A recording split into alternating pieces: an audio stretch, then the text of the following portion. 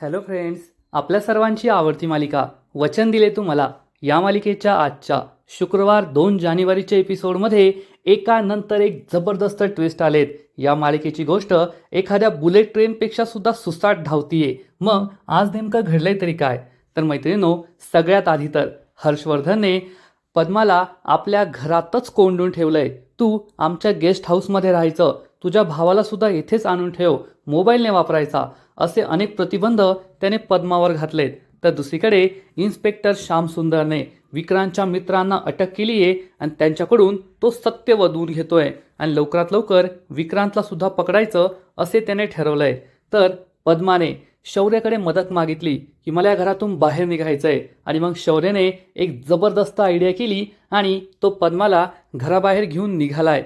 म्हणजे आता पद्मा ही नक्कीच पोलीस स्टेशनमध्ये पोहोचणार, या गुंडांची ओळख पळ करणार आणि सगळी लीगल प्रोसेस कंप्लीट होईल. आणि हर्षवर्धन अजून विमानातच बसलाय, त्याला काहीच माहिती नाहीये.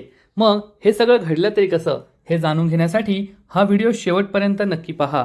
तर फ्रेंड्स, आजच्या एपिसोडच्या सुरुवातीलाच हर्षवर्धन हा दिल्लीला निघालेला असतो. पण दिल्लीला जाता जाता तो पद्माला म्हणतो की पद्मा, आजपासून तू आमच्या गेस्ट हाऊसमध्येच राहायचं.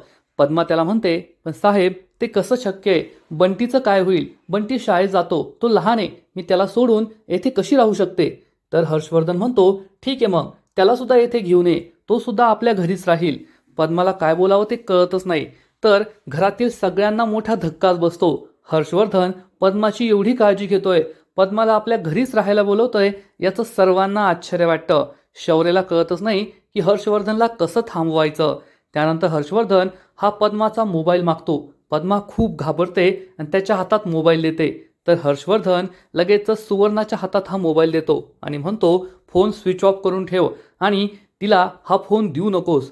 सुवर्णा विचारते, अहो तुम्ही हे काय करताय? तिचा मोबाईल का घेतलाय आणि तिला घरात राहायला का सांगताय? तर हर्षवर्धन म्हणतो, तुला कसं कळत नाही? तीर्थाचं लग्न तोंडावर आलंय, घरी किती कामं आहे आणि त्यात तिची तब्येत बरी नाहीये आणि मी पद्माला कधीच या घरची मोलकरी नाही मानत, मी तिला या घरची मुलगीच मानतो, कुटुंबातील सदस्यच मानतो. हे ऐकून सुवर्णाच्या पायाखालची जमीनच सरकते. शैलजाचा सुद्धा विश्वास पटत नाही. आणि मग हर्षवर्धन हा पद्माला सांगतो, या घरातच राहायचं, तुला काही हवं नको असेल ते मला सांग आणि येथून कोठेच बाहेर जायचं नाही, असं म्हणून हर्षवर्धन घराबाहेर पडतो. पद्माला मोठा धक्काच बसतो. आता काय करायचं, घराबाहेर कसं पडायचं हाच प्रश्न तिला पडतो. तर इकडे इन्स्पेक्टर श्यामसुंदर एकाच वेळेस तीन तीन मोबाईलवर बोलत असतो आणि त्याने ज्या वेगवेगळ्या टीम विक्रांतच्या मित्रांना पकडायला पाठवलेल्या असतात त्या सर्वांशी तो बोलत असतो. अरे तुम्ही अजून चहाच पिताय का? अरे तुम्ही त्यांना पकडला का? तुम्ही अजून पोहोचलेच नाही का? त्या सगळ्यांना पटकन घेऊन या. तितक्यात इन्स्पेक्टर मोरे तेथे येतो आणि म्हणतो, साहेब तो विक्रांत गोव्याच्या दिशेने निघालाय, तिकडे त्यांचं एक फार्म हाऊस आहे, तेथेच तो जाऊन लपणार आहे. आता आपण त्याला कसं पकडणार? दुसऱ्या राज्यातून त्याला पकडून आणणं खूप अवघड होईल. तर इन्स्पेक्टर श्यामसुंदर म्हणतो, ओ मोरे, तुम्हाला काय हा दारूचा गुत्ता वाटला का एवढा जोरात ओरडायला? पोलीस स्टेशन आहे, सगळ्यांचे कान उघडे आहेत येथे, हळू बोला आणि त्या विक्रांतचा विचार आपण नंतर करू, पण आधी आपण या मित्रांना पकडून आणायला पाहिजे, त्यांचा जबाब घ्यायला पाहिजे. तर इन्स्पेक्टर मोरे म्हणतो, ओ पण साहेब ते आमदार साहेब येतील ना त्यांना सोडवायला. तर इन्स्पेक्टर श्यामसुंदर म्हणतो, गण्या गण्या भर रे माझ्या गोण्या, आता तुम्ही माझ्याबरोबर राहणार ना तर तुमचा खूप फायदा होणार आहे. विचार करा, आमदार साहेब येतील तर आपला किती फायदा होईल. प्रत्येक पोलिसाच्या आयुष्यात अशी एक संधी येत असते पैसा कमवण्याची आणि ती संधी आपल्या आयुष्यात आली आहे.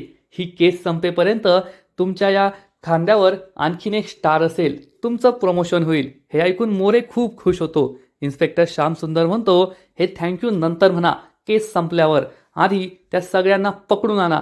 मोरे निघून जातो. इन्स्पेक्टर श्यामसुंदर खूप खुश असतो. तर फ्रेंड्स, एकूणच इन्स्पेक्टर श्यामसुंदरचं जे कॅरेक्टर आहे ते खूपच भारी आहे. त्याची बोलण्याची पद्धत असो, डायलॉग असो, ते ऐकताना खूप मजा येते. पण तो ऊर्जाची मदत करतोय की स्वतःचे खिसे भरण्यासाठी हा प्लॅन करतोय तेच कळत नाहीये. त्याला पैसा कमवायचा आहे एवढं मात्र नक्की, पण आज ना उद्या तो नक्कीच न्यायाच्या बाजूने लढणार आणि ऊर्जाची मदत करणार, हे सुद्धा खरं. तर इकडे शौर्य हा खूप टेन्शनमध्ये असतो की बाबांनी हे सगळं का केलं. पद्माला घरातच कोंडून ठेवण्यासाठी त्यांचा हा प्लॅन आहे हे त्याला समजतं. तर सुवर्णा आणि शैलजा म्हणतात, वहिनी, हे काय चाललंय? भाऊजींना नोकरांची एवढी काळजी कधीपासून वाटतेय? मला तर काही कळतच नाहीये. सुवर्णा सुद्धा म्हणते, हो खरंय ना, यांचं वागणं तर मला कळतच नाहीये. शौर्य तेथे उभा आहे. हे पाहून सुवर्णा ओरडते, काय रे, तू कशाला येथे उभा आहे? जा ना, तुला का ऑफिसला नाही जायचंय का? तर शौर्य म्हणतो, काय आई, आज बाबाच घरी नाहीये, ऑफिसमध्ये नाहीये, तर मी ऑफिसला जाऊन काय करणार? मी आज घरूनच काम करणार आहे. असं म्हणून तो पद्माला इशारा करतो आणि रूममध्ये निघून जातो. पद्मा सुद्धा कामाला जाते. दिव्या विचार करते, हे सगळं प्रकरण काहीतरी वेगळंच आहे. घरातील लोकांना कळत नाहीये, पण मला कळून चुकलंय. अर्पिताला हातावर जी मेहंदी रंगवायची ना, त्या मेहंदीचा रंग वेगळाच चढणार आहे आणि या घरात कोणाची वरात येते ते पाहायला खूपच मजा येईल, असा विचार करून दिव्या ही चांगलीच खुश होते. तर दुसरीकडे इन्स्पेक्टर श्यामसुंदर त्याच्या केबिनमध्ये असतो. तेवढ्यात हवालदार आणि इन्स्पेक्टर विक्रांतच्या काही मित्रांना तेथे घेऊन येतो. पण विक्रांतचे हे मित्र खूप माज दाखवतात आणि पोलिसांनाच म्हणतात, हे सोड, आम्ही काही केलं नाही, आम्हाला हात नाही लावायचा. तर इन्स्पेक्टर श्यामसुंदर म्हणतो, चांगलाच गरम दिसतोय की हो चहा, आणि तुमची काय अपॉइंटमेंट घेऊन तुम्हाला बोलवायचं होतं का? येथे तुमच्या स्वागताची तयारी, हार, बुके आणून ठेवायला पाहिजे होता का? ही मुलं शांत बसतात, पण त्यांना खूप राग आलेला असतो. इन्स्पेक्टर श्यामसुंदर म्हणतो, कुठे तुमचा तो म्होरक्या, तो विक्रांत शिर्के, कुठे गोव्याला जाऊन लपलाय काय? Work from Goa. तो कोठे जरी असला ना, तरी मी त्याला शोधून काढणार आणि मग त्याची चांगलीच ठासणार, हे लक्षात ठेवायचं. विक्रांतचा मित्र खूप चिडतो आणि चक्क इन्स्पेक्टर श्यामसुंदरला बोट दाखवून म्हणतो, ए, तू मला कसं पकडलं? मी तुला सोडणार नाही, मी काहीच केलेलं नाहीये. इन्स्पेक्टर श्यामसुंदरला खूप राग येतो आणि तो उभा राहतो, या मित्राजवळ येतो आणि म्हणतो, मला ए म्हणतोस का? तू काय माझ्या बारशाच्या घुगऱ्या खाल्ल्या का रे मला ए म्हणायला? तुझी खूपच मिजाज वाढत चालली आहे. आता मी तुझा सगळा माज उतरवणार. आजपर्यंत पोलीस स्टेशनमध्ये तुझ्यापेक्षा लय अट्टल गुन्हेगार पाहिले, अशीच बडबड करत असतात, पण एकदा का पोलिसांनी त्यांना काळा निळा केला का मग त्यांची बडबड बरोबर बंद होते. हे ऐकून विक्रांतचा हा मित्र चांगलाच घाबरतो. इन्स्पेक्टर श्यामसुंदर इन्स्पेक्टर मोरेला सांगतो, यांना चांगला नाश्ता खाऊ घाला. चहा, पाणी, ज्यूस, नाश्ता जे काही लागलं ते द्या, पण वेगळा नाश्ता, पोलिसांच्या हाताचा आणि लाथांचा नाश्ता, म्हणजे यांचं पोट भरलं की यांचं तोंड चालायला लागेल. हा मित्र चांगलाच घाबरतो. इन्स्पेक्टर श्यामसुंदर हवालदारला त्याला घेऊन जायला सांगतो आणि मोरेला सांगतो, आपल्याकडे फक्त 1 तास आहे. जोपर्यंत तो हर्षवर्धन विमानात बसलाय तोपर्यंत या सगळ्यांना बोलतं करायचं, त्यांना पोपटासारखं बोलायला लावायचं आणि त्यांचा कबुली जबाब लिहून घ्यायचा. मग पहा, त्या हर्षवर्धनला मी बोलूच देत नाही. आणि इन्स्पेक्टर श्यामसुंदर आजच्या आज कोणत्याही परिस्थितीत सगळी लीगल प्रोसेस करायचं ठरवतो. म्हणजे एकूणच आता तो ऊर्जाची मदत करतोय, पण जेव्हा हर्षवर्धन, विक्रांत आणि आमदार अडकतील तेव्हा त्यांच्याकडून पैसे छापायचे असंही त्याने ठरवलेलं असेल कदाचित. तर इकडे पद्मा ही घाबरत घाबरत शौर्याच्या रूममध्ये येते आणि शौर्याला म्हणते, दादा मला तर काही कळतच नाहीये, मी आता घरातून बाहेर कसं निघणार? सरांनी तर मला इथेच कोंडून ठेवलंय. शौर्य पद्माला शांत करतो आणि म्हणतो, तू आधी शांत हो. तर पद्मा म्हणते, दादा मी कशी शांत होणार? मला तर साहेबांनी घरातच राहायला सांगितलंय, बाहेर जाण्याची मनाई केली आहे, माझा फोन सुद्धा घेतलाय, मी आता ऊर्जाताईला कसं भेटायला जाणार? पोलीस स्टेशनमध्ये कसं जाणार? शौर्य म्हणतो, ऊर्जा जर नसती ना तर कदाचित आज तुझ्या जीवाचं काही बरं वाईट झालं असतं. पद्मा म्हणते, खरंय दादा, पण मला त्यासाठीच तर जायचंय बाहेर. शौर्य तिला म्हणतो, तू शांत हो, मी तुझ्या बाजूने, मी तुला मदतच करणार आहे, पण मला एकदा तुझ्या तोंडून ऐकायचंय, हे सगळं कुणी केलंय, कोणामुळे हे सगळं घडतंय? पद्मा खूप घाबरते आणि तिला झालेलं सगळं आठवतं की ती विक्रांतच्या बंगल्यावर गेली होती आणि मग विक्रांतने तिच्याबरोबर विनयभंग करण्याचा प्रयत्न केला, तिचा विनयभंग केला आणि ती कशी तेथून पळाली होती. ती शौर्याला सांगते, विक्रांत शिर्के. हे ऐकून शौर्याला जबर धक्काच बसतो. शौर्याला हे माहीत असतं, पण आता पद्माच्या तोंडून ऐकल्यानंतर त्याचा पूर्ण विश्वास पटतो की विक्रांतने खूप मोठा गुन्हा केलाय आणि हा नालायक मुलगा माझ्या निरागस बहिणीबरोबर लग्न करायला निघालाय. म्हणून तो खूप चिडतो आणि म्हणतो, बाबा खूप चुकीचं करताय, आपल्या पैशाचा, पॉवरचा, कॉन्टॅक्टचा उपयोग त्या विक्रांतला वाचवण्यासाठी करताय आणि मी हे होऊ देणार नाहीये. पद्मा, मी तुला न्याय मिळवून देणारच, मी तुझ्या बाजूने. तर पद्मा त्याला विचारते, पण दादा तुम्ही साहेबांच्या विरोधात कसे वागणार, कसं जाणार? तर शौर्य म्हणतो, नाही पद्मा, मी बाबांच्या विरोधात जात नाहीये, तर मी माझा मार्ग निवडलाय आणि माझा मार्ग न्यायाचा मार्ग आहे. ऊर्जा तुला न्याय मिळवून देण्यासाठी लढतीये आणि मला सुद्धा तुला न्याय मिळवूनच द्यायचा आहे. जर हे ऊर्जाला माहीत नसतं आणि तू मला सांगितलं असतं तर मी तुझी केस लढलो असतो आणि तुला न्याय मिळवून दिला असता. त्यामुळे तू काळजी करू नको. तर पद्मा म्हणते, पण दादा, त्यासाठी मला या घराबाहेर पडावं लागेल आणि घरात सगळे आहेत, त्यांची नजर चुकून मी घराबाहेर कसं जाणार आणि साहेबांना कळलं तर काय होईल. पद्मा खूप घाबरलेली असते. तेव्हा शौर्य तिला समजावून सांगतो, तू काळजी करू नको, मी तुझ्या पाठीशी आहे आणि या घराबाहेर मी तुला घेऊन जाणार आणि कोणालाही संशय येणार नाही. असं म्हणून तो पद्माला आपला सगळा प्लॅन सांगतो. तर इकडे अर्पिता तिच्या घरी असते. तेवढ्यात तिला युवीचा कॉल येतो. ती फोन उचलते तर युवी तिला सांगतो, अर्पिता, खूप मोठा प्रॉब्लेम झालाय. विक्रांतच्या 2 मित्रांना पोलिसांनी उचललंय. हे ऐकून अर्पिताच्या पायाखालची जमीनच सरकते. अर्पिता फोन कट करते आणि पोलिसांनी त्या दोघांना का उचललं असेल हा प्रश्न तिला पडतो. आता काय करायचं? हर्षवर्धन अंकलला कॉल करू का असं म्हणून ती हर्षवर्धनला फोन लावते. पण हर्षवर्धन हा फ्लाईटमध्ये असतो, त्यामुळे त्याचा फोन स्विच ऑफ असतो. त्यामुळे अर्पिताला कळतच नाही की हर्षवर्धन अंकलचा फोन का स्विच ऑफ आहे, पप्पांना कॉल करू का असं म्हणून ती आमदार दिग्विजय शिर्केंना कॉल करते. परंतु आमदार सुद्धा तिचा फोन उचलत नाही. त्यामुळे अर्पिताला खूप टेन्शन येतं. आता मी काय करू हाच प्रश्न तिला पडतो. कारण हर्षवर्धन सुद्धा फोन उचलत नाहीये आणि आमदार शिर्के सुद्धा फोन उचलत नाहीये. आता काय करावं हाच प्रश्न अर्पिताला पडतो. तर इकडे पोलीस विक्रांतच्या या 2 मित्रांना चांगलीच रिमांड देत असतात. तेव्हा इन्स्पेक्टर श्यामसुंदर या दोघांना विचारतो, सांगा त्या दिवशी काय काय घडलं होतं.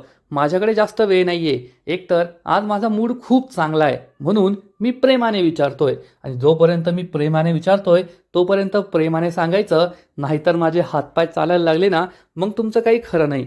तर हा मित्र म्हणतो, ओ साहेब, मी काहीच केलं नाहीये, आम्ही काहीच चूक केली नाहीये. तर इन्स्पेक्टर श्यामसुंदर म्हणतो, अरे यार, तीच कॅसेट ऐकून ऐकून बोर झालंय. या रिमांड होममध्ये जो गुन्हेगार येतो तो हेच बोलतो की साहेब, आम्ही काही केलं नाहीये, आम्हाला माफ करा. तुम्ही तरी काही वेगळं बोला, खरं बोला. त्या दिवशी फार्म हाऊसवर काय होत होतं? तेव्हा हा मित्र सांगतो, काय नाही साहेब, बॅचलर पार्टी होती. विक्रांतचं लग्न होणार आहे ना म्हणून त्याने बॅचलर पार्टी दिली होती. फक्त दारू होती, दुसरं काहीच नव्हतं. तर इन्स्पेक्टर श्यामसुंदर म्हणतो, फक्त दारू होती? दारू होती असं बोलतोय जसं काय गोमूत्र होतं. अरे, दारू पिणं सुद्धा गुन्हा आहे ना, लाज नाही का वाटत? मग तुमची तर पार्टी सुरू होती, मग हे विनयभंगाचं कुठून आलं? पद्मा तेथे कशी आली? तर दुसरा मित्र म्हणतो, पुरणपोळी घेऊन. पण हा पहिला मित्र त्याला कोहणी मारतो आणि गप्प बसायला सांगतो. श्यामसुंदरला हे दिसतं आणि तो म्हणतो, कशाला त्याला गप्प बसलं रे? पुरणपोळीचं काय, पुरणपोळीचं काय? तर हा मित्र म्हणतो, ते आम्ही पुरणपोळी मागवली होती. श्यामसुंदर विचारतो, दारूबरोबर चकना म्हणून पुरणपोळी मागवली होती का? तर हे दोघे म्हणतात, हो हो, चकना म्हणून मागवली होती. श्यामसुंदर म्हणतो, अरे देवा, किती मोठं पाप केलंय तुम्ही. दारूबरोबर कुणी पुरणपोळी चकना म्हणून खातं का? तुम्हाला तर फूड ॲक्टमध्ये 10 वर्षांची शिक्षा व्हायला पाहिजे. आता तुमचं काही खरं नाही. हे दोघे मित्र चांगलेच घाबरतात. इन्स्पेक्टर श्यामसुंदर म्हणतो, तुम्ही दोघे बोलत नाही आहात. आता माझे पेशन्स संपताय. आता माझे हातपाय चालणं सुरू होईल आणि मग तुम्हाला खूप त्रास होईल. असं म्हणून इन्स्पेक्टर श्यामसुंदर तेथून निघून जातो आणि इन्स्पेक्टर मोरे या दोघांची चांगलीच धुलाई करू लागतो. त्यांची केस पकडू पकडू त्यांची धुलाई करतो. त्यामुळे हे दोघे खूप घाबरतात. तर इकडे पद्माच्या मागे मागे सोनल आणि मोनल येतात. सोनल म्हणते, मला नूडल्स खायचे. तर मोनल म्हणते, मला सँडविच खायचंय. पद्मा त्यांना म्हणते, मी फक्त एकच गोष्ट बनवू शकते, मी 2-2 नाही बनवणार. तर सोनल म्हणते, आधी मला नूडल्स बनवून दे. मोनल म्हणते, तू रोज नूडल्स खाते ना म्हणून तुला पिंपल्स येतात. तर सोनल म्हणते, आणि तू रोज चीज सँडविच खाते ना म्हणून तुझं वजन वाढत चाललंय. या दोघींमध्येच भांडण सुरू होतं. दोघी गोंधळ करू लागतात.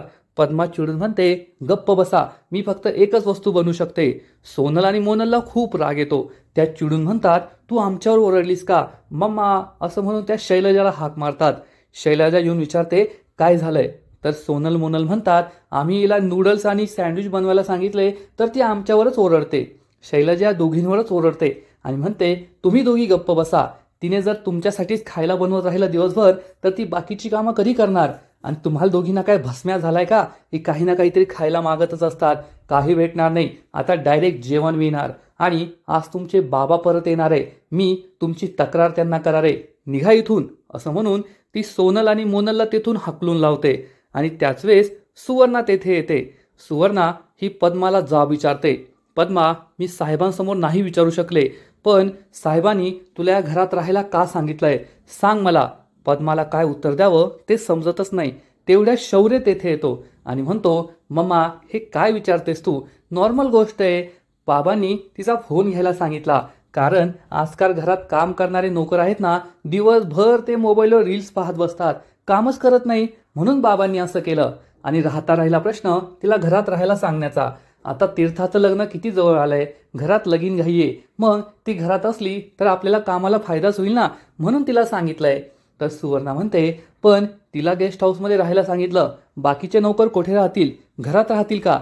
तर शौर्य म्हणतो, बाबांचं काय घेऊन बसलीस, ते नोकरांसाठी मोठी बिल्डिंग बांधतील आणि त्यांच्या विरोधात आपण जाणार आहे का, त्यांना काही कळणार आहे का? आणि त्याच वेळेस पद्मा ही लगेच चक्कर आल्याचं नाटक करते, खाली कोसळल्याचं नाटक करते.